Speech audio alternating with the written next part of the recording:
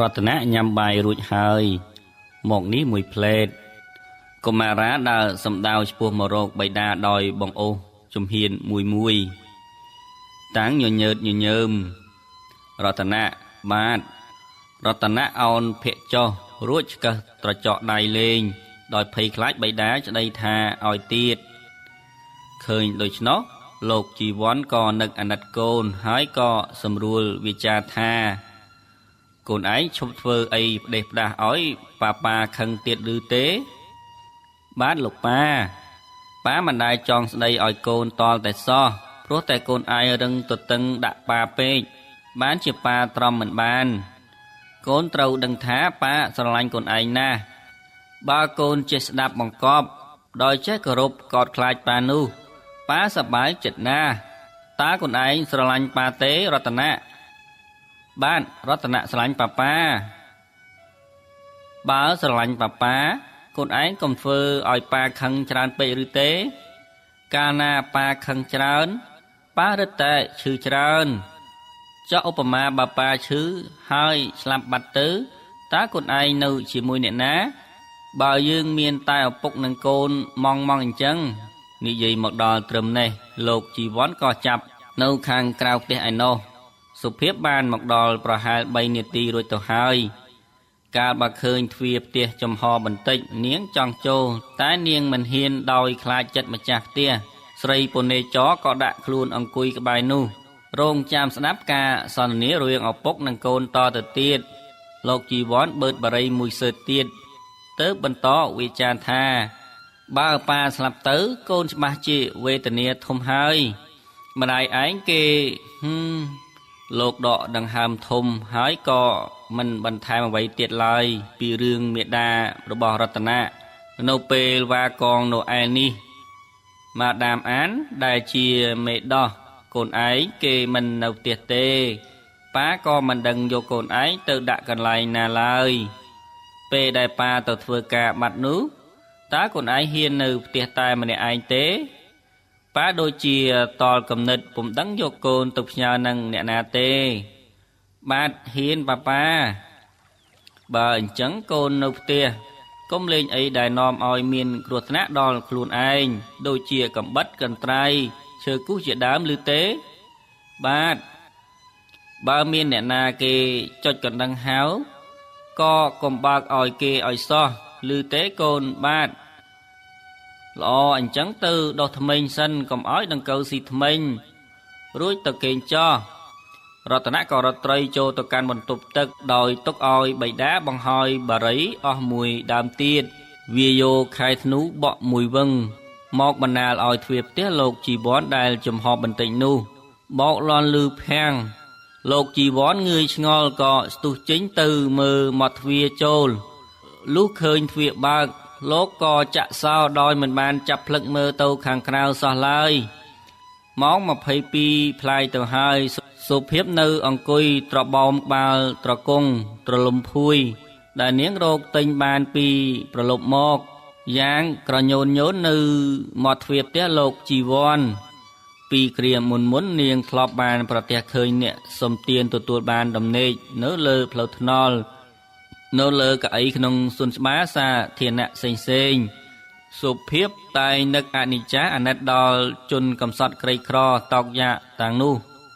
ឥឡូវនេះស្រាប់តែនាងបានមកស្គាល់ស្ថានភាពមួយនេះមិនខុសពីជនក្រីក្រតាំងប៉ុន្មាននោះឡើយក្នុងរយៈពេលប៉ុន្មានថ្ងៃដែលនាងរងចាំការវិលត្រឡប់មកវិញនៃលោកស្រីមូឡេគឺស្ត្រីបារាំងដែលនាងមានអាស័យដ្ឋាននោះនាងគិតថានាងនឹងត្រូវតែរកជួលកន្លែងណាមួយសំណាក់បណ្ដោះអាសន្នប៉ុន្តែនាងមិនបានដឹងថានៅស្រុកបារាំងការជួលផ្ទះនៅដោយខ្លួនគ្មានប្រាក់បៀវត្សនោះមិនមែនជាការងាយឯណាព្រះម្ចាស់ថ្លៃអើយការមិនបានគិតឃើញវែងឆ្ងាយឲ្យបានល្អិតល្អន់ពីមុនមកនេះហើយដែលញ៉ាំងឲ្យសុភាពរងក្តីវេទនាដល់ថ្នាក់នេះសេចក្តីក្លាហានខុសបែបបទខុសទំនងបែបនេះអាចធ្វើបានមែននៅក្នុងស្រុកយើងសុភាពគិតមិនបានដិតដល់ដោយនឹកស្មានថាចង់ទៅរកអ្នកណាមួយអ្នកនោះគេនៅចាំទទួលនាងនៅក្នុងផ្ទះ ដោយទោះបីជានាងគ្មានការជូនដំណឹងជាមុនក្តីជាពិសេសជនជាតិរបស់គេមិនដែលសប្បាយចិត្តនឹងឲ្យយើងទៅរកគេដោយគ្មានការណាត់ទុកជាមុនសោះឡើយឥឡូវសុភាពបានពិចារណាយល់ខ្លះហើយប៉ុន្តែអ្វីៗក៏កន្លងហួសអស់ហើយអំពើទាំងនោះក៏កំពុងតែផ្ដល់ផលវិបាកឲ្យនាងយ៉ាងច្រើននៅពេលនេះនាងយល់ថានាងប្រកាសជាមិនអាចធ្វើខ្លួនជានារីពុនេចរសងព្រេងបែបនេះតទៅទៀតឡើយការយល់ឃើញដូច្នោះបន្ថែមទៅលើនិស្ស័យដែលនាងមានចំពោះកុមាររតនៈទៀតនោះទើបសុភាពបានសម្រេចចិត្តថាមករករតនៈនៅផ្ទះរបស់គេហើយប្រាថ្នាមកសុំនៅជាមួយរតនៈចរ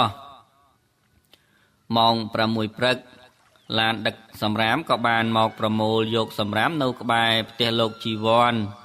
សុភាពក៏ខំស្ទុះងើពីដំណេកហើយក្រញឹបក្រញាប់បត់ភួយហើយអោបចុះទៅតាមជណ្ដើរមួយចុះទៅក្រោមដីដោយខំលាក់ខ្លួនពួនអាត្មាទម្រាំរកពេលល្អអាចឡើងមកជួបរតនៈបាននាងនៅរងចាំតលតែលោកជីវ័នចេញផុតបែបនាងហ៊ានឡើងទៅគូទ្វារផ្ទះកុមាររតនៈចេញមកបើកទ្វារតាំងសឹងមើងស្គាល់ជាក់ថានាងសុភាពកុមារក៏ស្ទុះរត់វឹងចូលមកក្នុងរង្វង់ហត្ថារបស់នារីកំព្រាថែមតាំងអោនដោយសមណោះថា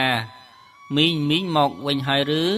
ចាមីងនឹកនាងណាស់បានជាមីងមករកនាងណា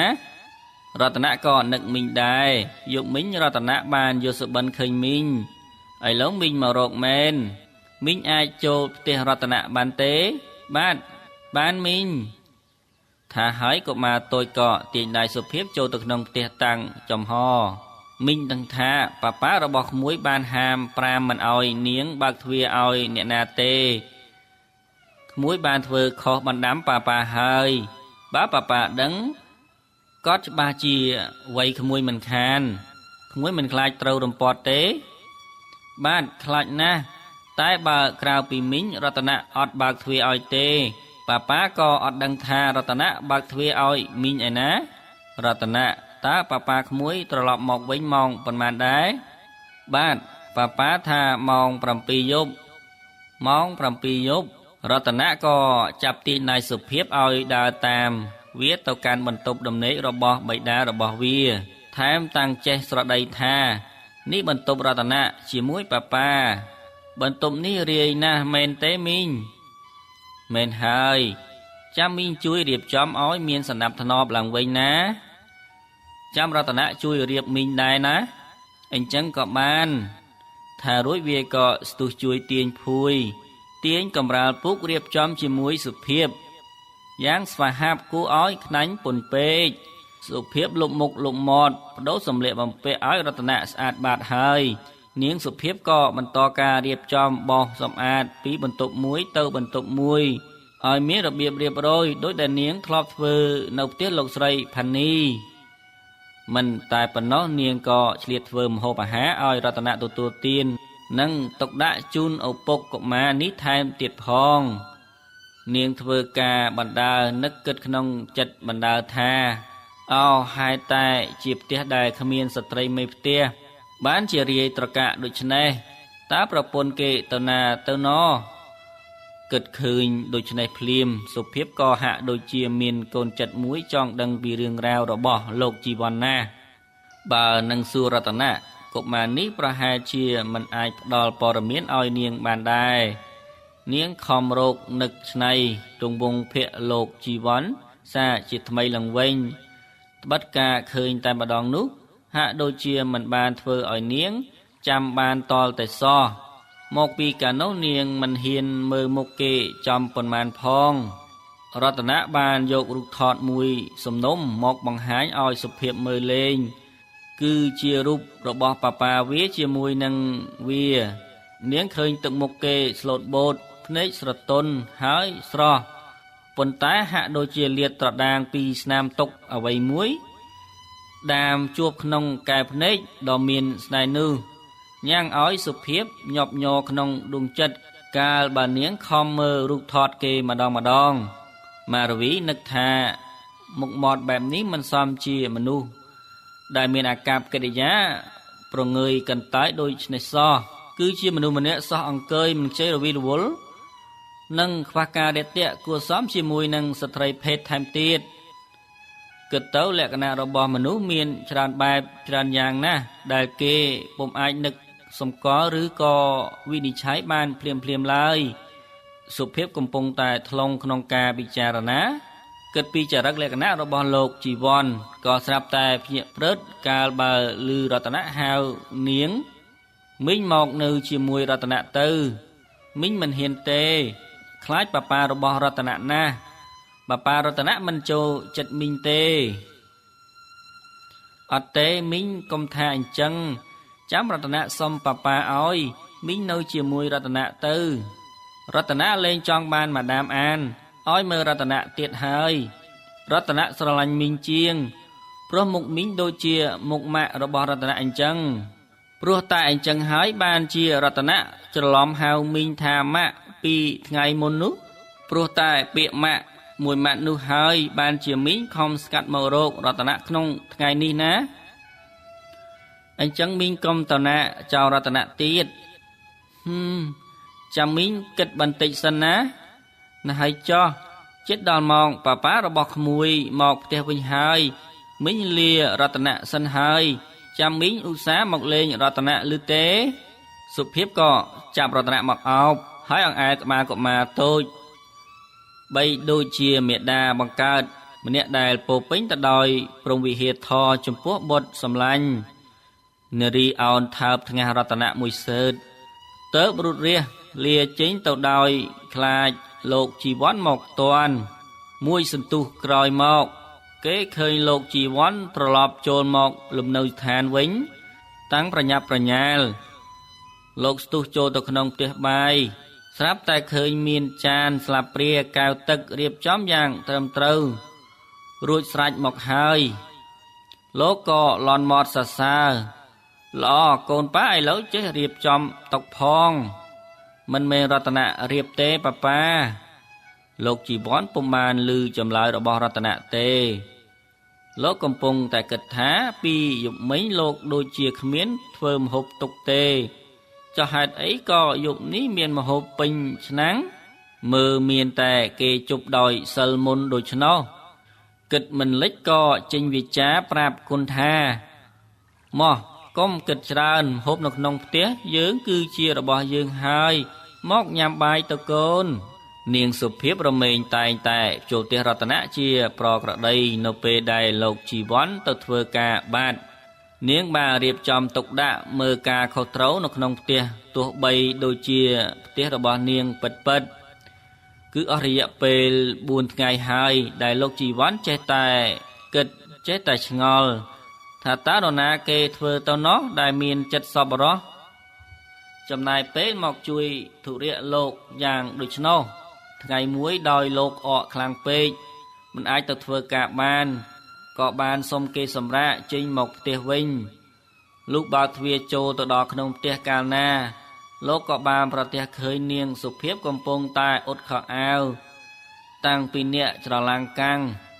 ហើយមើលមុខគ្នាតាំងហួសចិត្តរៀងខ្លួនស្ងៀមមួយស្របក់ទើបលោកជីវ័នផ្ដើមវិចារថាអោគឺអ្នកស្រីទេឬដែលបានជួយរៀបចំផ្ទះសម្បែងខ្ញុំតាំងពីប្រហែលថ្ងៃនេះខ្ញុំសូមអរគុណអ្នកស្រីហើយខ្ញុំសូមទោសលោកចោះមិនគួរណាខ្ញុំហ៊ានចូលមកលុកលុយក្នុងផ្ទះលោកយ៉ាងដូចនេះទេមិនមែនជាទោសបីអ្វីឡើយខ្ញុំទេបានប្រព្រឹត្តកំហុសមួយទៅលើអ្នកស្រីដែលធ្លាប់បានធ្វើអំពើល្អមកលើកូនខ្ញុំណាស់ហើយចោះសូមអ្នកស្រីឈប់អ៊ុតត្រឹមនេះចោះខ្ញុំសូមជូនអ្នកស្រីទៅផ្ទះវិញសុភាពដូចជានឹកហួសចិត្តជាពុនពេកក្រៃកាលបើឮពាក្យថាជូនទៅផ្ទះវិញដែលលោកជីវ័នចូលចិត្តប្រើដាក់នាងនៅពេលដែលជួបនាងម្ដងនាងគិតថាបរិះនេះដូចជាគ្មានពាក្យអ្វីនិយាយក្រៅពីពាក្យមួយឃ្លានេះសោះ ប្រហែលជាគេស្អប់ពើមរូបនាងខ្លាំងណាស់ហើយមើលទៅគិតឃើញដូច្នោះភ្លាមសុភាពដូចជានឹកអន់ចិត្តមួយរំពេចកល្យាណីក៏ធ្លោយវាចាចេញមកដោយអចេតនាថាខ្ញុំដូចជាមិនយល់ពីលោកសោះដែលចូលចិត្តទន្ទិញពាក្យថាជូនខ្ញុំទៅផ្ទះវិញមកកាន់ខ្ញុំចុះឧបមាបើខ្ញុំជាភ្ញៀវរបស់លោកវិញតើលោកហាមាត់ដេញភ្ញៀវរបស់លោកដូចនោះដែរទេលោកជីវ័នស្ដាប់ឮអស់ហើយតែលោកធ្វើរឹកជាមិនឮទៅវិញលោកបែរជាទៅរៀបចំសៀវភៅដែលរាយប៉ាយនៅលើតុវិញយ៉ាងប្រងើយចំណែកនាងសុភាពដោយនឹកខ្មាស់នឹងអំពើដែលខ្លួនហ៊ានលួបចូលមកក្នុងផ្ទះគេហើយដែលពុំបានទទួលស្វាគមន៍ពីម្ចាស់ផ្ទះដូច្នោះខ្ញុំសូមលាសិនហើយជប់សិនអ្នកស្រីចាំខ្ញុំជូនឡានទៅអរគុណហើយលោកបើលោកចង់ជូនខ្ញុំទៅក៏ជូនពុំដល់ដែរព្រោះផ្ទះខ្ញុំស្ថិតនៅឯជើងមេឃឯណោះសុភាពឆ្លើយតបទៅលោកជីវ័នដោយកំបុតកំបុយអ្នកស្រីខ្ញុំបើលោកស្រីមិនយល់តោះទេសូមឈប់ហៅខ្ញុំថាអ្នកស្រីទៀតទៅខ្ញុំពុំមែនជាស្រីមេម៉ាយឬធ្លាប់មានប្តីទេហៅឈ្មោះខ្ញុំបានហើយតើនាងឈ្មោះអីដែរនាងមិនខ្ចីឆ្លើយក៏ស្ទុះវឹងសំដៅទៅទ្វារចេញរតនៈក៏ចេញតាមចាប់តោងអាវរងានាងហើយស្រែកថាមីងមីងសុភាពមិនបានឮថាមីងមីងទេបែរជាឮថាម៉ាក់ម៉ាក់ទៅវិញដោយកាលដែលកុមាររតនៈបានហៅនាងគ្រាដំបូងបង្អស់ដូច្នោះឯងសុភាពក៏អង្គុយចុះអោបរតនៈដោយពោលពាក្យលងលោមថាមីងលារតនៈសិនហើយណាមីងមិនស្អប់រតនៈទេឬទេមីងអត់ស្អប់ទេអញ្ចឹងមីងខឹងអត់ខឹងទេមីងមកលេងជាមួយរតនៈទៀតទេមីងមិនតាន់ដឹងទេចាំមើលសិនណាលោកជួបចិត្តអ្វីម្លេះនឹងស្រីនេះរហូតបានសុំលោកឲ្យយកនាងសុភាពមកនៅជាមួយក្រន់នឹងជួយមើលខុសត្រូវលើរូបនាងថែមទៀតផងម៉ោងទៅតែ6ល្ងាចសោះតែផ្ទៃមេឃងងឹតស្លុបលោកជីវ័ននៅសំងំក្នុងបន្ទប់ទទួលភ្ញៀវតែម្នាក់ឯងដោយជក់បរិយអស់មួយកញ្ចប់រួចទៅហើយលោកកំពុងចាប់ហើយកញ្ចប់ទី2ទៀតតាមធម្មតាលោកពុំដែលជក់ច្រើនម្លឹងទេជាពិសេសនៅពេលដែលលោកអកច្រើនដូច្នោះវេជ្ជបណ្ឌិតបានហាមលោកមិនអោយពិសាបរិយឡើយពេលនេះលោកទទឹងនឹងបញ្ញត្តិពេទ្យធ្វើឲ្យលោករឹតតែក្អកខ្លាំងឡើងថែមទៀតចំណែកនាងសុភាពវិញនាងមិនបានចេញទៅណាឆ្ងាយពីផ្ទះលោកជីវ័នទេថ្វីបើបរិនេះទាជូនទៅផ្ទះប្រៀបដូចជាបណ្ដេញនាងក៏ដោយកាលបើនឹកឃើញថាខ្លួនឯងដូចជាអន់ខ្លាំងពេកនោះនារីក៏យំយែកឲ្យបានធូរទ្រូងម្ដងជាមួយគ្រានោះនាងនឹកឃើញអស់ហើយពាក្យដែលលោកស្រីផានីនិយាយជម្រាបឪពុកមារបស់លោកចំណូលថានាងមានជំងឺមហារីកនឹកឃើញដល់ជំងឺសាហាវនេះកាលណាសុភាពរឹតតែស្លុតចិត្តឡើងនាងក៏យំទួញរឹតតែច្រើនឡើងថែមទៀតដោយរាត្រីស្ងាត់សំឡេងយំអណ្ដើតអណ្ដកនេះក៏បានចូលទៅកន្ត្រាក់អារម្មណ៍លោកជីវ័នឲ្យភ្ញាក់ពីភាពអណ្ដែតអណ្ដូងដោយមានការងើយឆ្ងល់លោកក៏បើកទ្វារអើតមើលទៅក្រៅផ្ទះក៏ស្រាប់តែប្រទះឃើញនាងសុភាពអង្គុយយំមុខផ្ទះលោកពុទ្ធោរួចចោះហេតុអីបានជានាងយំ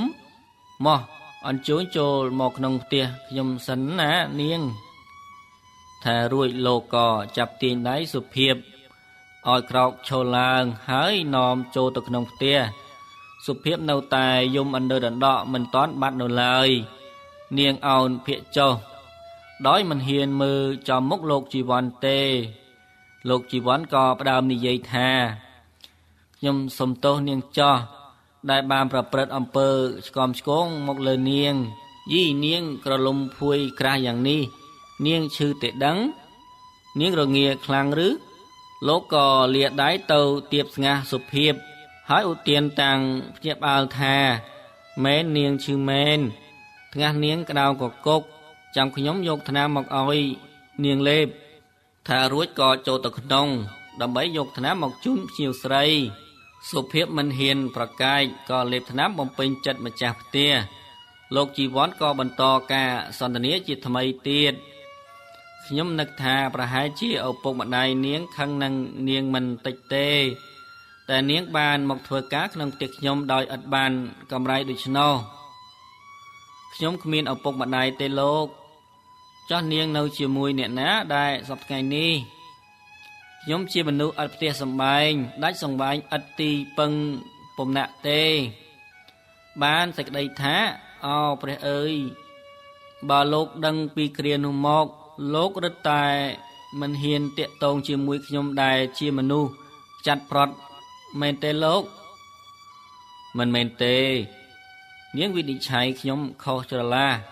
យប់ជ្រៅណាស់ហើយនាងឈឺផងច្បាស់ជាអស់កម្លាំងខ្លាំងណាស់ខ្ញុំសូមទុកបន្ទុកខ្ញុំជូននាងសម្រាប់ចោះមានប្រសាសន៍រួច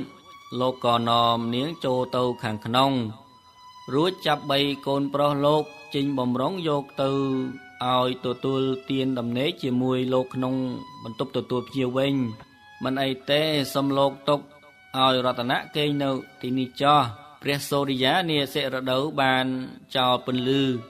ដល់ស្រតបស្រទន់ចូលមកក្នុងល្វែងបន្ទប់ទាំងឡាយក្នុងផ្ទះលោកជីវ័នលោកជីវ័នភ្ញាក់ឡើងរៀបចំខ្លួនទៅធ្វើការលោកត្រូវចូលទៅយកខោអាវពីក្នុងទូរបស់លោកក្នុងបន្ទប់ដែលលោកប្រគល់ឲ្យនាងសុភាពទទួលទានដំណេកលោកខំដើរលបលោបព្រោះមិនចង់ឲ្យរំខានដល់ដំណេករបស់នាងក្រមុំដែលកំពុងលក់យ៉ាងស្កប់ស្កល់លោកឃើញនាងសុភាពគេងអោបរតនៈកូនកំសត់តែមួយរបស់លោកហាក់បីដូចជាមេដាម្នាក់អោបបុត្របង្កើតរបស់ខ្លួនដូច្នោះលោកក៏មានអារម្មណ៍ចម្លែកមួយមកអង្រួនបេះដូងដៃរបស់លោកឲ្យជ្រុលច្របល់ញាប់ញ័ររន្ធត់យ៉ាងអាកំបាំងពុំដឹងជាមានអ្វីមកជំរុញជំហានលោកឲ្យដើរទៅរកគ្រានាងសុភាពទៅវិញលោកក៏បានមកឈរគយគន់ភក្ត្រនាងដោយមានមនោសញ្ចេតនាប្លែកព្រមតាំងលុកដៃទៅទៀបថ្ងាសកល្យាណីយ៉ាងថើដោយមិនដឹងខ្លួនផងសុភាពភ្ញាក់ពីដំណេកហើយស្ទុះងើបអង្គុយផ្លែតទាញភួយមកបិទបាំងខ្លួនព្រមតាំងបញ្ចេញសូរសៀងដោយភ័យខ្លាចថាលោកមកដាស់ខ្ញុំដើម្បីជូនខ្ញុំទៅផ្ទះវិញឬទេខ្ញុំលោកទើសតល់ខ្លាំងណាស់មែនទេក្នុងការទទួលមនុស្សដូចរូបខ្ញុំមិនមែនអញ្ចឹងទេនាងផ្ទុយទៅវិញខ្ញុំចង់ខត់នាងថាកុំឲ្យនាងទៅណាទៀតសូមនាងទុកផ្ទះខ្ញុំដូចជាផ្ទះរបស់នាងចោះតើបានទេនាងសុភាពហួសពីត្រេកអរណាស់ទៅហើយគ្រាន់តែមិនឆ្លើយតបថាអ្វីទាំងអស់តែប៉ុណ្ណោះដើម្បីបន្លំការខ្មាស់អៀននាងបែរជាងើបចុះចាក់ក្រែហើយដើរទៅផ្ទះបាយដាំទឹកឆុងកាហ្វេជូនលោកជីវ័នទៅវិញរួចហើយនាងក៏លើកយកមកជូនលោកជីវ័នដល់បន្ទប់ទទួលភ្ញៀវធ្វើឲ្យលោកជីវ័នលន់មាត់ថាយីសូមនាងកុំបំរើខ្ញុំអីខ្ញុំប្រុងទៅឆុងញ៉ាំខ្លួនឯងទេតាតើលោកខ្លាចខ្ញុំតម្រើសលោកដោយខូចទម្លាប់ល្អរបស់លោកឬលោកជីវ័នហួសចិត្តនឹងសម្ដីនាងសុភាពក៏សើចយ៉ាងក្អាកក្អាយសិរដូវក៏កន្លងផុតទៅហើយរដូវផ្ការីកក៏មកដល់ដែរចិត្តក៏ក្រៀមក្រោះស្វិតស្រពោនជីវិតដែលធ្លាប់តែអណ្ដែតត្រសែតគ្មានគោលដៅអ្វីដែលខ្មៅងងឹតដិតដាមជួបក្នុងបេះដូងកំព្រារបស់នាងសុភាពក៏ប្រែក្លាយទៅជាពណ៌ស៊ីជំពៅរីកស្រស់ថ្លាបីដូចជាសន្លឹករុក្ខជាតិនានាដែលខំលូតលាស់បញ្ចេញត្រួយខ្ចីល្វក់ឬបីដូចជាបុប្ផាគ្រប់បែបយ៉ាងដែលកំពុងតែរីកបញ្ចេញលំអង បងអួតគ្នាពេញទីសួនច្បារលោកជីវ័នបាននាំនាងសុភាពនិងរតនៈទៅដើរកម្សាន្តទៅលេងភ្នំទឹកកកដែលជាកន្លែងមួយសម្រាប់ធ្វើកីឡារំអិលទឹកកកនារដូវរងាជីវិតទាំង3ខំដកដង្ហើមស្រូបយកខ្យល់បរិសុទ្ធដាក់ពេញសួតគេឃើញនាងសុភាពសប្បាយរីករាយជាមួយគេណាស់ដោយសារតែនាងទៅនឹងរកបង្អែកជីវិតបាននាងនឹកឃើញទៅដល់បទបូរីយូឡុងដែលច្រៀងដោយនាងហ៊ុយមាសត្រង់ឃ្លាទី2ដែលមានសេចក្តីថាស្នេហ៍វ័យចំណាស់ចេះថ្នាក់ថ្នមចិត្តជួបម្ចាស់ជីវិតរិទ្ធអាណិតដល់ខ្ញុំក្រោមផ្ទៃមេឃានាពេលស្រទុំម្លប់ឈើធំធំស្លុតស្លុងកាយាហើយនាងក៏ច្រៀងលេងរហឹមយ៉ាងសប្បាយរកអ្វីប្រដូចពុំបានរតនៈរត់ទៅលេងឆ្ងាយពីបិតានាងសុភាពដូចជាទុកឲ្យឱកាសនេះឲ្យអ្នកទាំងពីរអោបរិទ្ធប្រគៀកប្រកាយគ្នាទៅតាមចំណងតណ្ហានៃសត្វលោកសេចក្តីស្នេហានាកណ្ដាលធម្មជាតិដ៏ស្រស់បំព្រងនេះញ៉ាំងឲ្យចិត្តនៃលោកជីវ័ននិងនាងសុភាពភ្លើតភ្លើនឥតព្រំដែនលោកកេងកាយផ្លូវនាងស្ដាប់នាងនិយាយរៀបរាប់ពីខ្សែជីវិតសងព្រេងរបស់នាងឲ្យគេស្ដាប់លោកទាញដៃសង្សារមកដាក់លើទ្រូងហើយអង្អែលថើដោយសេចក្តីស្រឡាញ់និងក្តីករុណាឥតព្រំដែនរតនៈបេះបានផ្កាព្រៃមួយបាច់ធំហើយរត់មករកជីវិតទាំងពីរដោយចំអគេស្ទុះងើបឡើងអង្គុយទៅទៅគ្នាតាំងទឹកមុខញញឹមពព្រាយប៉ាម៉ាក់នេះផ្កាដែលរតនៈបេះពីក្នុងស្មៅមកនិយាយរួចរតនៈហុចផ្កាទៅលោកជីវ័នលូកដៃស្ដាំនាងសុភាពលូកដៃឆ្វេងទៅទទួលបាច់ផ្កាព្រមគ្នាធ្វើឲ្យរតនៈសប្បាយរីករាយលោតផ្ទះដៃប្រាវរួចអង្គុយចុះអោបអ្នកទាំងពីរតាំងសេចក្តីស្រឡាញ់ជ្រាលជ្រៅយល់ដល់ចិត្តបិតារបស់គេក៏រត់ទៅលេងឆ្ងាយពីទីនោះទៀតទៅសុភាពសែរំភើបកាលបើឮពាក្យដែលរតនៈហៅនាងថាម៉ាក់នាងក៏សួរលោកជីវ័នដោយងើយឆ្ងល់ថាតើបងដែលបង្កប់រតនៈឲ្យហៅខ្ញុំថាម៉ាក់ទេបងមិនដែលបង្កប់វាទេរតនៈស្រឡាញ់ចូលចិត្តអូនតាំងពីដើមមកប្រហែលមកពីសេចក្តីស្រឡាញ់នេះហើយដែលបណ្ដាលឲ្យវាចេះតែហៅអូនថាម៉ាក់ដោយចិត្តវាណាកូននេះចេះណាស់និស្ស័យជាមួយរតនៈនេះហើយបានជាសារជោគវាសនាអូននឹងបងណាអោសុភាពមាសបងអើយបងអរគុណវាសនាណាស់ដែលនាំឲ្យយើងបានជួបគ្នាបងសម្លាញ់គឺអូនទេដែលត្រូវអរគុណព្រំលិខិតដែលបានកម្រិតវាសនាអូនឲ្យមកជួបបងហើយបានរូបបងអាណិតដល់ជីវិតដ៏ឥតខ្លឹមសាររបស់អូនណាម្ចាស់ចិត្តបងអើយបងជីវ័នម្ចាស់ជីវិតអូនអើយសូមបងអាណិតអូនឲ្យច្រើនហើយសូមបងជួយបណ្ដុះបណ្ដាលប្រាជ្ញាស្មារតីអូនឲ្យបានក្លាយជាមនុស្សក្រាន់បើម្នាក់នឹងគេផងណាបងកុំព្រួយឲ្យសោះអូនសម្លាញ់បងនឹងខិតខំយ៉ាងណាឲ្យសុភាពរបស់បងក្លាយជាស្ត្រីខ្មែរម្នាក់ដែលមានខ្លឹមសារក្នុងសង្គមអរគុណណាស់បងអូនស្ដាយណាស់ដោយសារឪពុកម្ដាយអូនក្រីក្របានជាពុំអាចឲ្យអូនបានរៀនសូត្រនឹងគេអូនល្ងងណាស់បងអូនឥតចេះអ្វីទេមិនតាន់ហួសពេលទេអូនកាលណាបើយើងមានបំណងអ្វីមួយច្បាស់លាស់នោះយើងនឹងបានសម្រេចជាមិនខានដោយសុភាសិតបារាំងមួយចែងថាបើយើងចង់គឺយើងអាចធ្វើបានអូនគ្មានប្រាថ្នាអ្វីក្រៅពីចង់ចេះអានចេះសរសេរអក្សរជាតិយើងឲ្យបានល្អិតច្បាស់លាស់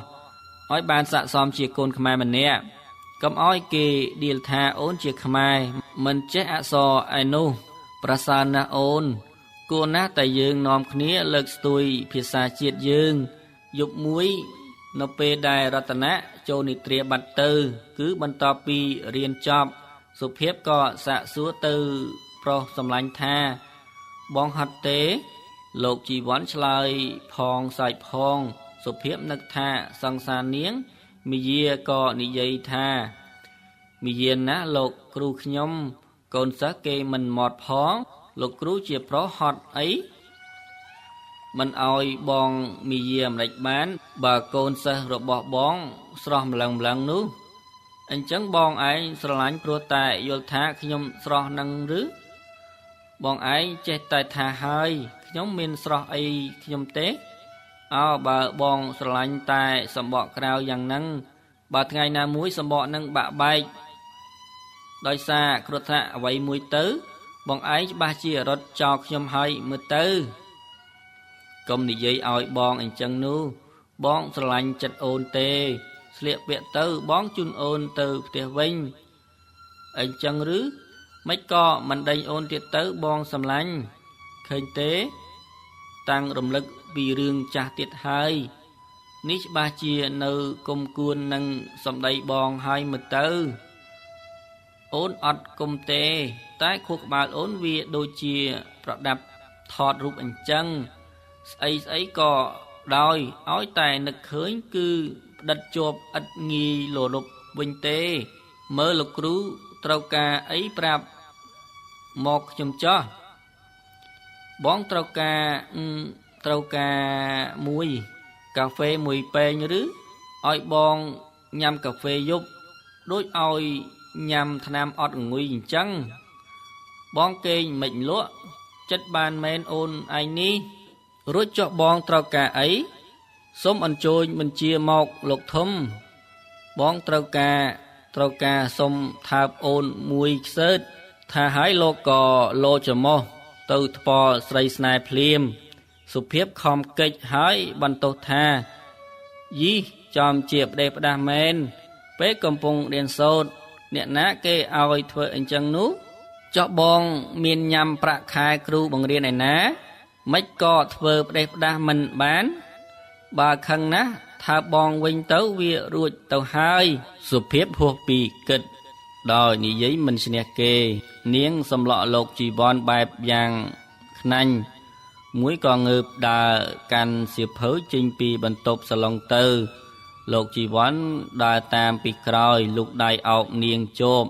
សុភាពជ្រុះសៀវភៅពីដៃខ្ពកហើយក៏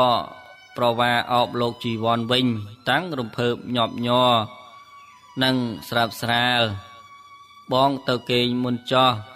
អូនមិនតាន់ងងុយគេងទេចាំអូនទៅក្រោយណាលោកជីវ័នពុំបានចាប់ផ្លឹកអ្វីទេក៏ដើរចូលបន្ទប់ដំណេកមុនទៅមួយស្របក់ក្រោយមកនាងសុភាពក៏ដើរចូលទៅក្នុងបន្ទប់នាងឃើញលោកជីវ័នសម្រានលក់ស្រមុកខបាត់ទៅហើយស្រស់ស្រីក៏ចេញមកអង្គុយក្នុងបន្ទប់ទទួលភ្ញៀវវិញនាងនឹកថាបើលោកជីវ័នស្រឡាញ់រូបនាងម្លឹងមិនក៏គេពុំដែលនិយាយពាក្យសូមរៀបការជាមួយនាងម្ដងណាសោះឬមួយក៏មកពីរូបនាងបាត់បង់អស់តម្លៃជានារីក្រមុំដោយសារនាងមកនៅជាមួយគេហើយបានប្រកោរូបកាយឲ្យគេប៉ះពាល់ខ្ទេចខ្ទីអស់ទៅហើយគិតពីរឿងរៀបការកាលណានាងក៏នឹកព្រួយដល់ជំនោមិនស្គាល់នាងប៉ុន្មានសោះតែគេតាមដណ្ដឹងរូបនាងប៉ុន្តែនាងបែរជាប្រកែកហើយរត់ចេញពីផ្ទះលោកស្រីផានីទៅវិញដោយសារនាងកិច្ចចេញពីជំនោត្បិតខ្លួនមានជំងឺមហារីកនោះជំងឺមហារីកគួរឲ្យភ័យតក់ស្លុតណាស់នឹកដល់ខ្លួនមានជំងឺធ្ងន់សុភាពឈឺក្បាលណាស់សុភាពដណ្ដឹងសួរខ្លួនឯងថាតើខ្លួនមានជំងឺនេះមែនទេដូចជាមិនជឿទេព្រោះខ្លួនពុំដែលឈឺអ្វីក្រៅពីគ្រុនក្តៅបន្តិចបន្តួចប៉ុណ្ណោះចុះបើខ្លួនឈឺមែនតើហេតុអីក៏ខ្លួនប្រាថ្នាចង់រៀបការជាមួយលោកជីវ័នគិតចុះគិតឡើងវល់ច្របូកច្របល់ពុំដឹងថាយកប្រធានបទមួយណាមកពិចារណាសោះម្ល៉េះហើយអារម្មណ៍នាងក៏ធ្វើឲ្យក្បាលនាងណែនជាពន់ពេករំពេចនោះ ស្រីឃើញរូបចំណោលលេចផ្លេតចំពោះមុខនាងហើយនិយាយចំអកដាក់នាងថាសុភាពបងខំតាមស្រឡាញ់រូបអូនបងស្រឡាញ់ជារបៀបខ្មែរគឺគោរពកាយអូនហើយនឹងអូនរៀបការពេញច្បាប់តែអូនដាច់មេត្តារត់ចោលបងទុកឲ្យបងវេទនាផ្លូវចិត្តរហូតដល់សពថ្ងៃមិនតែប៉ុណ្ណោះអូនមករួមរស់ជាមួយបរិសថ្មីដែលគេមិនដែលតាំងស្រដីថាសូមរៀបការជាមួយរូបអូនសោះឯណាទៅលក្ខណៈជាស្ត្រីក្រមុំខ្មែរនាងពុំចង់ឮពុំចង់ឃើញរូបចំណូលទេនាងខំកិច្ចមុខចេញពីរូបកំឡោះ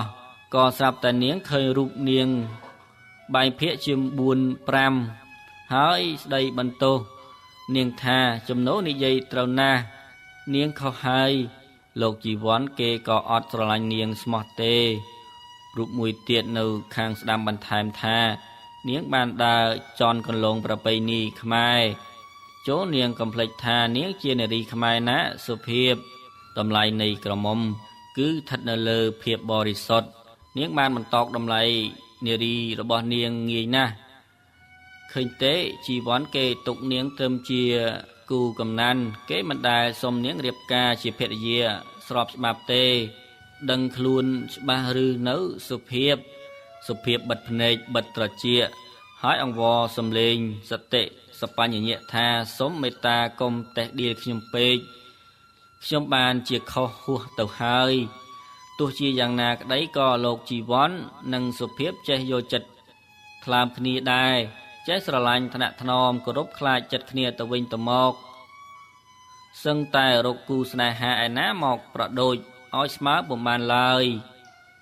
គួរឲ្យកត់សម្គាល់ថាតាំងពីនាងសុភាពមករួមរស់ជាមួយលោកកាលណាមកលោកជីវ័នមានចិត្តប្លែកជាងមុនច្រើនណាស់ពេលចប់ការងារម្ដងលោកប្រញាប់រត់រាវិលមករំនៅឋានដោយត្រេកត្រអាលចង់ជួបមុខស្រីស្នេហ៍និងបុត្រសម្លាញ់លោកយល់ថាក្នុងគេហដ្ឋានរបស់លោកសពថ្ងៃគ្មានខ្វះអ្វីដូចមុនទៀតទេរាល់ពេលបរិភោគជីវិតទាំង3ជជែកគ្នាសប្បាយក្អាកក្អាយណាស់ចំពោះអ្នកផងទាំងពួងដែលមិនបានដឹងពីអាកំបាំងរបស់លោកជីវ័ននិងនាងសុភាពគេមកជាកោតសរសើរថាចំជាគ្រួសារមួយដ៏ល្អពោពេញដោយសុភមង្គលដ៏ត្រចះត្រចង់ពិតដោយការគិតហួសប្រមាណនាំឲ្យវិបដិសារីជេរស្ដីនាងក្នុងរាត្រីដែលកន្លងទៅថ្ងៃនេះនាងសុភាពមានទឹកមុខស្រពាប់ស្រពោនខុសប្រក្រតីតាំងពីគេទាំងពីររួមរស់ជាមួយគ្នាមកជីវ័នកម្រឃើញមុខក្រៀមក្រំរបស់សង្សារណាស់កាលបើឃើញស្រីសម្លាញ់បែរទឹកមុខប្លែកខុសពីទម្លាប់ដូច្នោះបុរសក៏ប្រញាប់សាកសួរដោយវាចាផ្អែមល្ហែមថាមិនបានជាមុខអូនក្រៀមក្រំម្ល៉េះនរណាធ្វើឲ្យអូនខឹងឬប្រហែលជារតនៈហើយដែលនាំឲ្យអូនធុញទ្រាន់នោះមានប្រសាសន៍រួចលោកក៏លុកហាត់ថាទៅបបោះអង្អែលនារីសំណប់ចិត្តយ៉ាងថ្នាក់ថ្នមលោកចាប់កេសីស្រីមកដាក់លើទ្រូងសុភាពសំងំលើឱរាប្រស្នេហ៍ឥតស្រដីថាអ្វីទាំងអស់នាងគ្រាន់តែនឹកក្នុងចិត្តថាតើធ្វើដូចម្ដេចទៅណឲ្យបងជីវ័នរបស់នាងយល់ដល់ជំរូនិងសេចក្តីប្រាថ្នារបស់ភាពចង់សួរបងដែរតែភាពខ្មាស់ពុំអាចហាមាត់ថ្លែងសួរបងបានទេណាស់ហើយចោះភាពត្រូវតែទ្រាំរងចាំបន្តិចទៀតចោះរងចាំឲ្យបងថ្លែងដោយខ្លួនឯងបើបងពិតជាស្នេហ៍រូបភាពពិតប្រាកដមែនបងដឹងថាអូនមានអាកំបាំងអ្វីមួយជាមិនខានចូលកុំលាក់បងអីភាពអូនប្រាប់មកចោះកុំខ្លាចញើតចិត្តបងធ្វើអីណាអូនណាដល់ឮគេជជីកសួរនាងពេកស្រីវលៈក៏ងាកភាកមកសម្លឹងមុខប្រុសកំណាន់ហើយពោលឡើងថាអូនគ្មានរឿងអ្វីទេក្រៅពីចង់ដឹងថាតើបងស្រឡាញ់អូនឬទេពុទ្ធើអើយមិនក៏បានជាសួរបងអញ្ចឹងតើមាននរណាគេនិយាយអាក្រក់ពីបងឬសួររួចគេក៏ថើបកេសាស្រីថាសុភាពខំញញឹមហើយតបវិញថាប បងរអៀសខ្លួនឬនឹងច្បាស់ជាមាននាយមានអាយឯណាទៀតហើយជីវ័នក្រវ៉ាអោបស្រីយ៉ាងណែនហើយនិយាយដោយស្មោះអស់ពីដួងចិត្តថាជាច្រើនឆ្នាំកន្លងមកហើយបងមិនដែលមានចិត្តប៉ុនប៉ងប្រាថ្នាលើនារីណាម្នាក់សោះទៅតែពេលថ្មីនេះបេះដូងបងរំភើបញាប់ញ័រស្រឡាញ់ពេញចិត្តអូនភាពរបស់បងដោយអស់ពីថ្លើមប្រមាថប៉ុន្តែបងនិយាយមកដល់ត្រឹមនេះលោកជីវ័នហាក់ដូចជានឹកឃើញដល់រឿងអ្វីមួយដែលញ៉ាំងឲ្យដួងចិត្តស្រញ់ហើយតានតឹងមួយរំពេចលោកក៏ងាកមើលឆ្វេងស្ដាមរួចស្រដីថារតនៈទៅណាហើយអូនរតនៈចូលគេងហើយបងគួរឲ្យអាណិតរតនៈណាស់វាសនាវាពុំដឹងថាប្រែคล้ายទៅដូចម្ដេចទេបើអត់ពីបងទៅតើបងចង់ទៅណាចោលអូននិងរតនៈឬបើបងនៅរស់បងសុំស្បត់សច្ចាថាបងនឹងមិនទៅណាចោលអូនទេតើអូនស្រឡាញ់រតនៈទេអូនយីមិនក៏បងសួរអញ្ចឹងកូនរបស់បងក៏ដូចជាកូនរបស់អូនដែរតើអូនមានអាកប្បកិរិយាណាមួយដែលបង្ហាញថាអូនមិនស្រឡាញ់រតនៈឬបងទេអត់ទេបងសួរដូច្នោះក៏មកពីបងគិតច្រើនពេកទេដើម្បីកុំឲ្យស្រីស្នេហ៍កើតក្តីសង្ស័យបានជីវ័នក៏នាំចូលបន្ទប់និយាយពីរឿងផ្សេងទៅវិញភ្លាមនោះជីវ័នក៏ចាប់ផ្ដើមអកស្ទើរតែស្ទះដង្ហើមសុភាពក៏ភ័យណាស់ខំរត់ទ្រុងប្រុសកល្យានតាំងក្តីស្រឡាញ់លាយនឹងក្តីករណាឥតព្រំដែន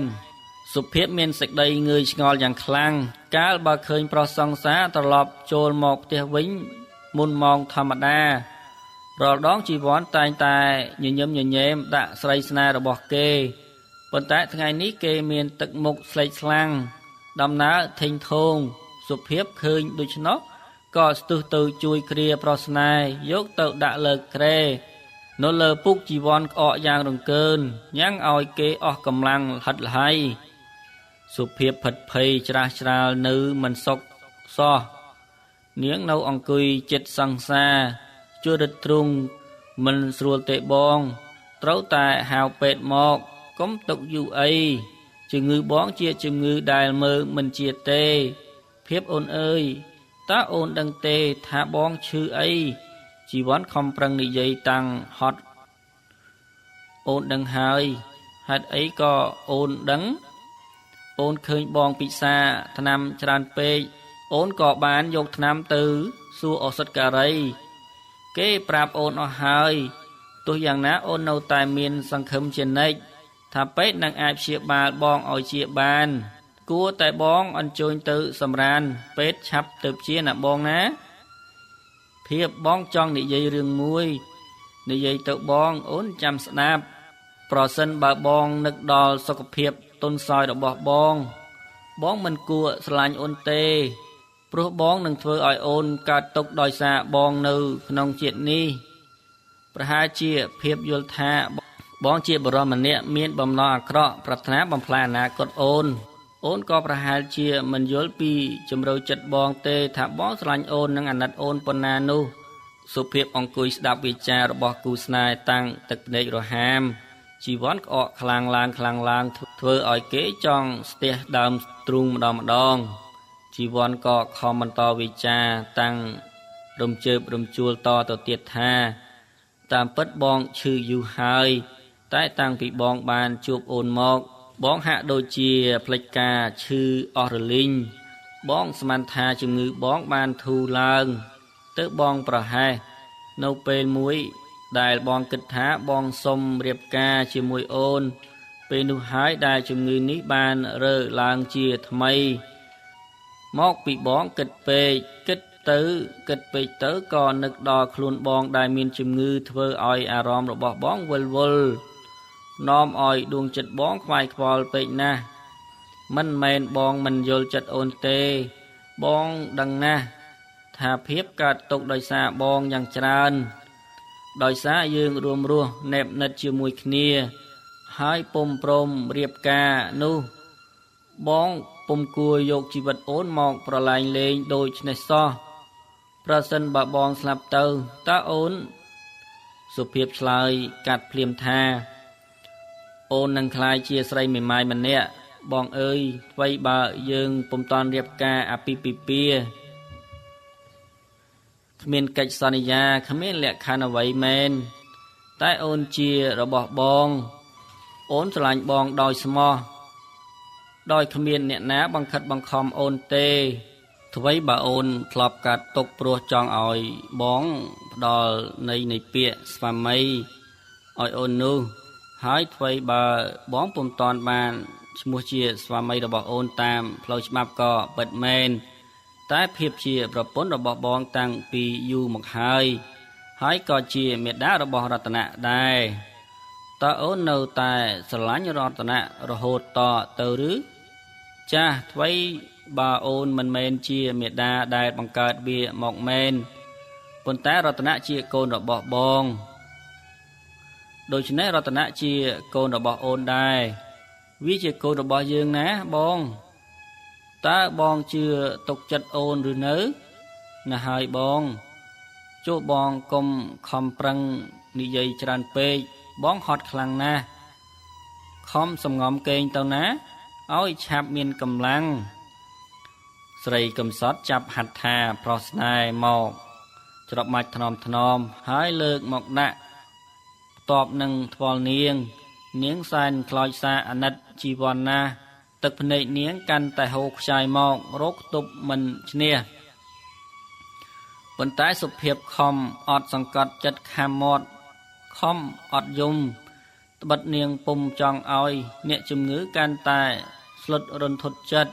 និងធ្លាក់ទឹកចិត្តសោយថែមទៀតលោកជីវ័នខំប្រឹងបញ្ចេញកម្លាំងកំហែងដែលកាន់តែសោយទៅដោយបញ្ជាដៃស្ដាំរបស់លោកទាញកេសាស្រីពន្លកមកដាក់កាយលើទ្រុង